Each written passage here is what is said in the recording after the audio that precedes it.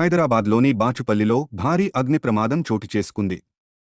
బచుపల్లి police station సమీపంలోని ప్రగతినగర్ ప్రాంతంలో వరుసగా ఉన్న ఫర్నిచర్ దుకాణాల్లో మంటలు చెలరేగాయి. ఒక షాపులో సిలిండర్ పేలడంతో మంటలు భారీగా ఎగసిపడినట్లు సమాచారం.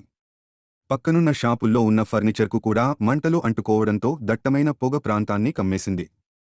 ప్రాణభయంతో స్థానికులు అక్కడి నుంచి పరుగులు తీశారు. సమాచారం అందుకున్న అగ్నిమాపక సిబ్బంది ఘటనాస్థలికి చేరుకుని మంటలను అదుపులోకి తీసుకురావడానికి ప్రయత్నిస్తున్నారు. ప్రమాదానికి గల పూర్తి వివరాలు తెలియాల్సి ఉంది.